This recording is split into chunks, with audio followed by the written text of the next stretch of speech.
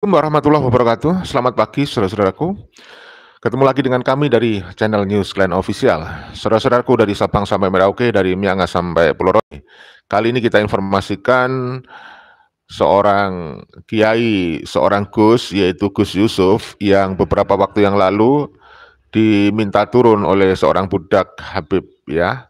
Dan kemudian setelah si budak ini meminta maaf dengan menulis pernyataan permintaan maaf di atas kertas bermaterai. Kemudian si budak menghadap atau menemui bersilaturahim ke tempat domisili kediaman atau pondok pesantrennya Gus Yusuf, ya. Lalu apa yang disampaikan?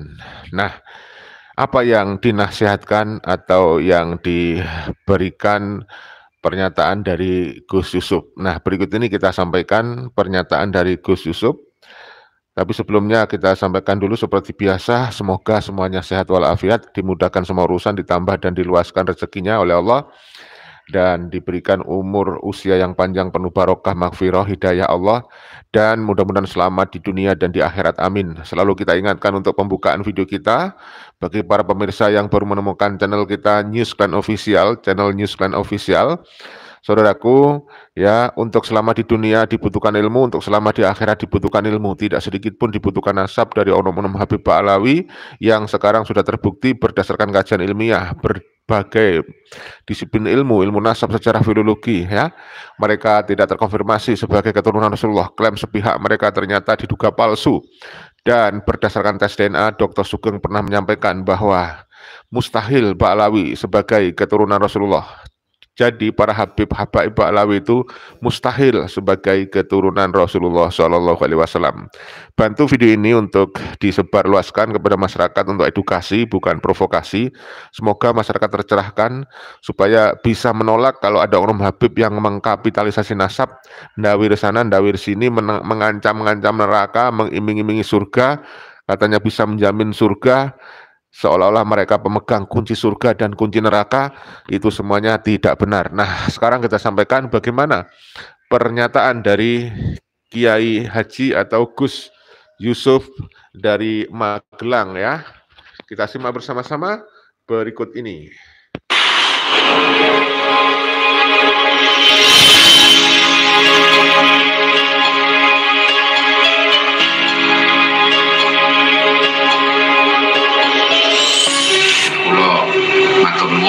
Jenengan ketiga jan iki asmane sinten Mas? Trismawan. Nggih, kula ngapunten sedaya jenengan.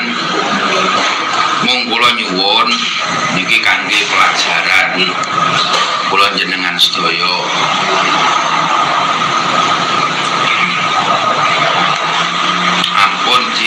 Suli malih kanten kula jane biasa ngoten niku, cuman mungkin kondisi waktu niku kula dhewe waktu niku nggih jenengan kudu ngerti kula niku mlayu saka Malang niku Pak. Awan kula niku bar Jumat nembe wangsul saking Malang langsung teng Kulon Progo. Kula mriku krana diundang Pak. Kula mboten nek ora diundang kula mboten. Diundang lan acarane niku khataman madrasah. Tidak semata-mata mung acara sholawat. Kula dugi ya krana pengasuh madrasah alumni mriki. Jadi kula nganggep teng mriku niku ya keluarga kabeh. Lah kok ujug-ujug ana swara-swara sing ra kepenak ngoten. Kula pun niteni ket awal sampean. Jeblang-jeblung niku lak ganggu dulur-dulur sing do pengen ngaji apik. Dadi kula nyuwun kembalikan lagi majelis sholawat niku datang ke Saenan. Majelis sholawat kembalikan kepada majelis ingkang barokah, majelis sing damai. ojo pisan-pisan mlebu nang majelis sholawat kanthi niat sing ora apik, mlebu nang majelis sholawat nggawa ati sing takabur, gumedhe lan istihza, ngremehke karo wong liya. Ojo pisan-pisan mlebu nang majelis sholawat nggawa takabur lan ngremehke karo wong liya. Kabeh sing dugi mriku niku kula yakin mbah sing nang dhuwur panggung sing nang ngisor kabeh niate mulyake Kanjeng Nabi. Jadi ojo sekedar majelis sholawat ki migawe rame-rame, geden-gedenan gendera, bengak-bengok. Saestu ampun, Kanjeng Nabi mboten remen ngoten niku. Ojo nang majelis sholawat nggo takabur, ngremehke wong liya sak piturute. Niku sing kedah kita jaga sareng-sareng. Nggih, niki pun rampung, ora usah didawak-dawake. Wis dianggap cukup kanggo pelajaran awak dhewe kabeh. Pisan malih kembalikan majelis sholawat datang niat sing sae kangge ngalap barokah lan uga ngilmu. Aja mung golek berkah tok, ning golek ngilmu ben bali sholawatan iki awak dhewe tambah apik. Ya apik akhlake, apik srawunge, apik omongane, ora mung oleh rame-ramene tok. Nggih, matur nuwun. Assalamualaikum warahmatullahi wabarakatuh. Waalaikumsalam warahmatullahi wabarakatuh ya. Itu nasihat ya, saya bilang mungkin lebih tepatnya kita bilang pesan dan nasihat dan juga kritik dari Gus Yusuf. Jadi kita berharap ke depannya sholawat itu dikembalikan ya, dikembalikan kepada niat yang baik katanya beliau ya. Jangan seperti sekarang ini, ada oknum-oknum yang memanfaatkan, bahkan ada oknum-oknum yang menjadikan sholawat sebagai ajang bisnis ya. Makanya ini merupakan hal yang positif apa yang disampaikan oleh Gus Yusuf ya. Mudah-mudahan semuanya bisa mengerti bahwa memang ada sekarang apa ya, semacam sholawat itu sudah disalahgunakan, padahal niatnya untuk kebaikan, sebenarnya untuk memuliakan Kanjeng Nabi, tetapi karena salah niat, mungkin salah juga tujuan, ya akhirnya menjadikan situasi tidak baik seperti itu. Coba saya ingin menunjukkan sebuah pendapat atau statement dari Gus Fuad Pleret ya. Sangat mengedukasi juga ini, penting ini untuk kita pahami ini dari Gus Fuad Pleret ya. Sejahtera untuk kita semua. Om Swastiastu, Namo Buddhaya, Rahayu, Rahayu, Rahayu, Salam Pancasila, Merdeka. Ini agak flu jadi banyak istirahat, matanya agak gimana. Gus Yusuf itu menjadi korban dari kebejatan majelis sholawat ya. Jadi saya sudah pernah menyampaikan bahwa majelis sholawat yang dilaksanakan oleh para habib itu meradikalisasi pesertanya gitu. Jadi saya nggak kaget kalau Gus Yusuf itu disuruh turun, dibilangin goblok dan yang lain-lain. Ya karena memang faktanya seperti itu. Belum lagi bagaimana mereka kalau bikin majelis sholawat itu selalu membuat kegaduhan, membuat kebisingan gitu ya, dengan buat yang besar seperti konser, dan itu ya memang konser ya, 10.000, 20.000 watt. Kemudian sampai biasanya warga itu banyak yang mengeluh ke saya kalau ada majelis sholawat seperti itu, kaca di rumahnya itu sampai bergetar-getar. Dan biasanya kalau ada bayi pasti diungsikan gitu ya. Bayi tinggal di dekat tempat itu atau di dusun di mana ada majelis sholawat itu biasanya diungsikan kayak karena kebisingan yang luar biasa gitu. Dan kalau di jalan mereka mengibar-ngibarkan bendera, membuat horor bagi pengguna jalan yang lain, itu fenomena yang kita lihat sehari-hari. Jadi menurut saya apa yang disebut dengan majelis sholawat para habib ini ya sebenarnya majelis masjid saja yang dibungkus dengan nama majelis sholawat. Belum lagi cara pendanaan gitu. Saya juga dapat laporan, makanya itu perlu di cross check. Biasanya mereka memintai setengah memaksa warga dan terutama itu para pedagang kecil untuk menyumbang acara seperti itu. Saya beberapa kali bertemu dengan teman-teman aparat kepolisian, saya sudah bilang, saya menanyakan kenapa acara-acara seperti itu masih diberi izin, gitu loh, masih dibiarkan. Kalau teman-teman Banser di Bantul udah nggak mau ngepam untuk acara seperti itu, apalagi nanti isinya itu biasanya si yang ceramah, si Habibnya yang ceramah itu kalau nggak ujaran kebencian, ya pemalsuan sejarah, ya cerita-cerita halusinasi yang mengglorifikasi, membesar-besarkan leluhur mereka dengan dalam tanda petik itu menyingkirkan kebesaran orang-orang besar yang sesungguhnya dari GG Nusantara itu. Nah, oleh karena itu saya berharap kepolisian itu bersikap lebih tegas mengawasi majelis sholawat seperti itu yang pada faktanya itu meradikalisasi pesertanya gitu. Dan di situ juga biasa sekali terjadi kriminal-kriminal kecil seperti pencopetan, seperti apa. Di situ juga untuk ajang muda-mudi untuk macam-macam gitu. Saya dengar laporan-laporannya seperti itu karena memang saya tidak pernah mau mendatangi acara seperti itu sejak dulu gitu. Apalagi dari jenis musik yang dimainkan itu, yang aliran Habib Syekh itu tak tudung tudung tak tung tung, tak tudung tudung tak tung tung. Itu kan musik monoton yang membuat daya kritis pendengarnya itu hilang, menurunkan daya kritis akal para pendengarnya itu.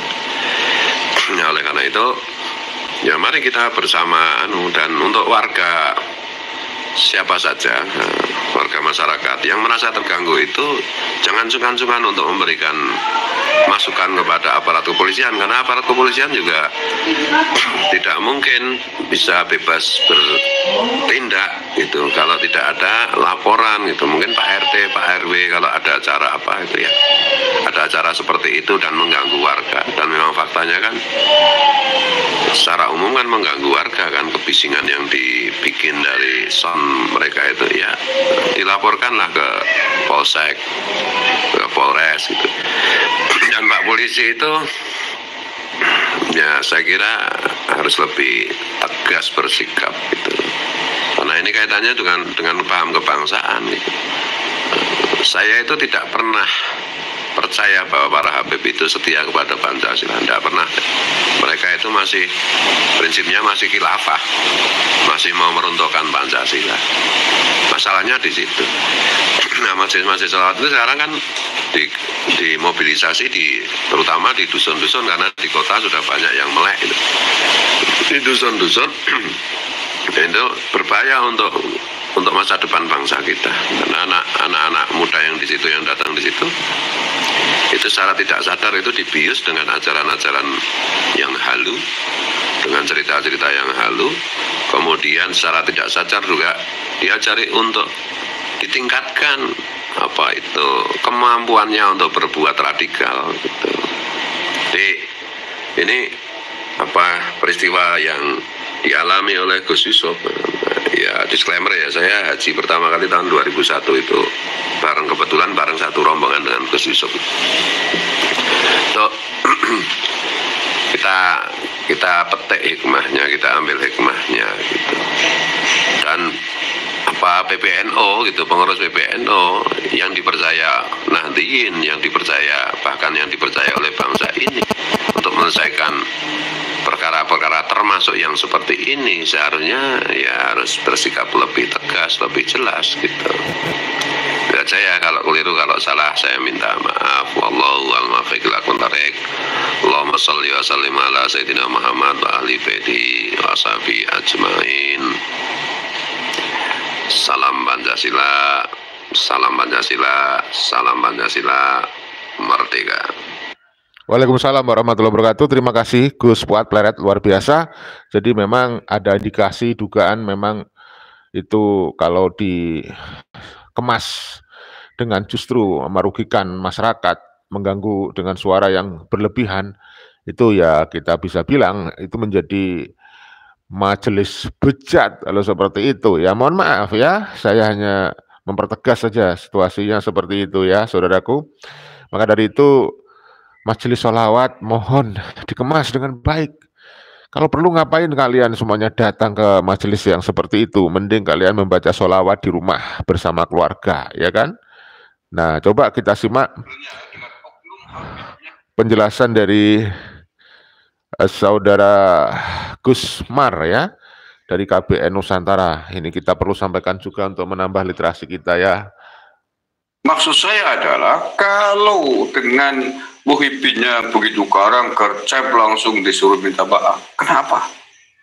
Dengan sumbernya, dengan oknum Habibnya yang suka memprovokasi, suka menghina-hina GNU, tidak ada gaungnya, tidak kelihatan kegarangannya. Jadi awak dewe kudu hati-hati. Nah, urusannya karo urusan Ahlul Bait Dzurriyyah Rasul.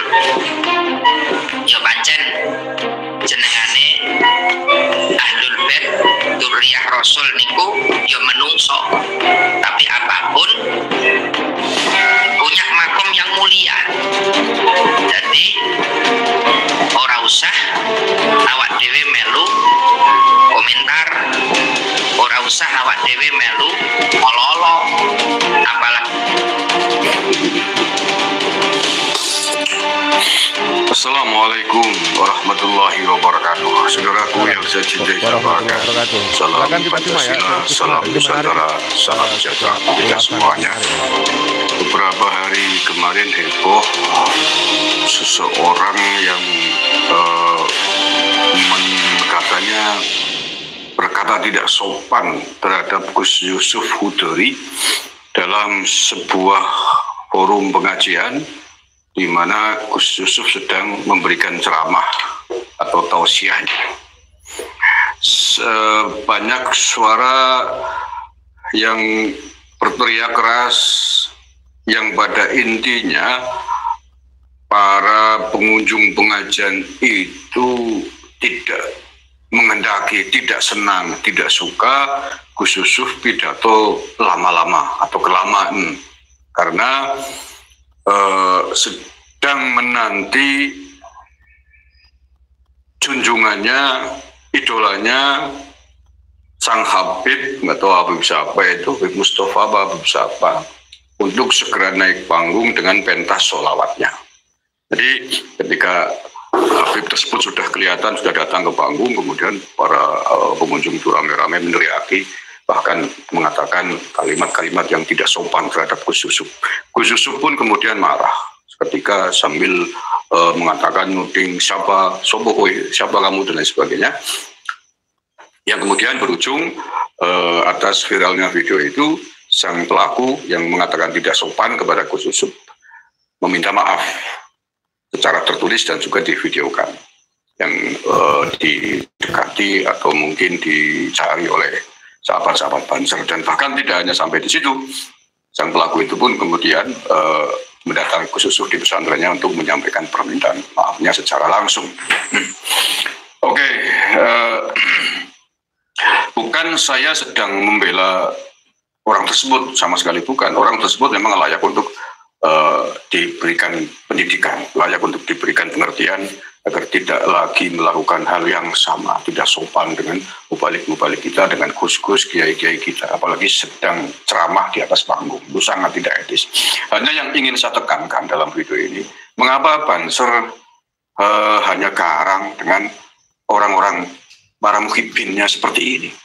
Muhibin ini kan menurut saya korban dari doktrin-doktrin para Habib, yang kadang-kadang doktrinnya tidak benar, yang kadang-kadang doktrinnya terlalu kurafat, doktrinnya mengada-ada. Kadang-kadang bahkan sering kasus Habib menganjing-anjingkan Kiai Nusantara, mensetan-setankan Kiai Nusantara. Iblis bahkan keluar. Gus Yusuf kan, Gus Yakut beberapa waktu lalu videonya viral kan. Ada Habib dalam panggungnya mengatakan iblis gitu. Jadi menurut saya sikap-sikap Muhyiddin yang kurang ajar kepada kiai-kiai NU itu adalah korban dari doktrin-doktrin provokasi-provokasi oknum Habib itu. Maksud saya adalah kalau dengan Muhyiddinnya begitu garang gercep langsung disuruh minta maaf, kenapa? Dengan sumbernya, dengan oknum Habibnya yang suka memprovokasi, suka menghina-hina kiai NU, tidak ada gaungnya, tidak kelihatan kekarangannya, tidak kelihatan marahnya, tidak didatangin suruh minta maaf. Itu maksud saya begitu. Ya sekali lagi harus itu yang Muhyiddin yang kurang ajar itu yang harus dikasih tegur. Tetapi sumbernya, sumber provokasinya, sumber ajarannya, oknum Habib itu mestinya lebih layak untuk diperlakukan serupa, lebih layak untuk minta maaf. Maksudnya dimintai agar melakukan pernyataan meminta maaf atas tindakan-tindakan itu. Padahal luruh, nggak terhitung kengerian penghinaan mereka, mengatakan bahkan sampai menghina Hadratus Syekh Basim As'ari itu, sampai Faisal Asghar menghina Gus Bahar, menghina NU secara kelembagaan. Kenapa tidak didatangi dia itu? Ya, jadi saya setuju ya dengan Gusmar, yang intinya yang juga perlu didatangi adalah Habibnya itu yang mengdoktrin ya, yang memberikan ajaran yang meradikalisasi mereka, para Muhyiddin yang tadinya dia itu nggak berani kepada Kiai Nusantara, sekarang berani, bahkan ada yang siap mengorbankan harta benda nyawa untuk membela Pak Alawi. Itu yang harusnya didatangi Pak Alawinya ini, sumber persoalannya ya, Pak Alawinya ini. Saya setuju sekali, saudaraku ya. Baik, saudaraku, saya tidak bisa lama-lama pada pagi hari ini, kita harus persiapkan untuk masuk kerja, jadi tolong dipahami, saya tidak bisa lama-lama dan tidak semuanya komentar bisa saya baca. Terima kasih dari Bang Talik. Muhyiddin memang dicetak kabib-kabib doktrin, jadi pandangan mirip rekrutmen. Betul sekali, rekrutmen VKI ya, VKI Aijid. Terima kasih Bang Amer Umartono. Ya, mengikuti Habib itu tidak produktif, jadi malas berpikir kritis, tukang khayal dan gulu berlebihan. Coba sesekali mereka dites urin, apakah mereka terpapar narkoba. Loh, yang pernah dibongkar oleh TIJ kan, Bahar itu kalau mau naik katanya minum pil koplo dulu. Astagfirullah. Dari Bang Yadi ya, dari Bang Yadi Sabang, Kalimantan hadir. Doktrin Pak Alawi semakin merajalela, gunakan akal wahai. Muhyiddin saudaraku, jangan kita dijajah oleh para habaib yang tak bermoral. Dari Bang Muhammad Jauhari, Bismillah, Assalamualaikum warahmatullahi wabarakatuh. Waalaikumsalam warahmatullahi wabarakatuh. Jumat Mubarakah Gus, semoga semuanya Muhyiddin KBP palsu Yaman akan segera sadar semuanya, amin. Salam Pancasila Jaya, NKRI harga mati, merdeka, terima kasih. Bang Diding Juanda, katanya kalau Muhyiddin itu bodoh, bin lulu, tidak kuat iman. Dari Iwan Subsab tadi, perhatikan wajah Mukibul itu, perusuh tatapan yang kosong akibat nalar yang beku. Generasi muda macam inilah yang akan dicetak oleh Bani Dawir agar jigong mereka tetap laris dan manis, laris dan mereka bebas menjajah kita. Terima kasih saudaraku. Baik, itu saja ya dari Bang Krisno. Laporkan ke pihak kepolisian untuk diproses hukum provokasi ujaran kebencian. Jika cuma ditanggapi ujaran kebencian dan provokasi Habib tidak akan berhenti buat mereka. Oke, semuanya terima kasih atas atensi dan perhatiannya. Dari Bang Amir Umartono, dari Bang Solekul Hadi, santri-santri lanang wedok campur baur. Pulang dini hari, ya itulah ada yang semacam itu ya. Baik, salam persaudaraan, salam Pancasila Jaya, salam NKRI harga mati, salam Bhinneka Tunggal Ika ya. Wassalamualaikum warahmatullahi wabarakatuh. Merdeka.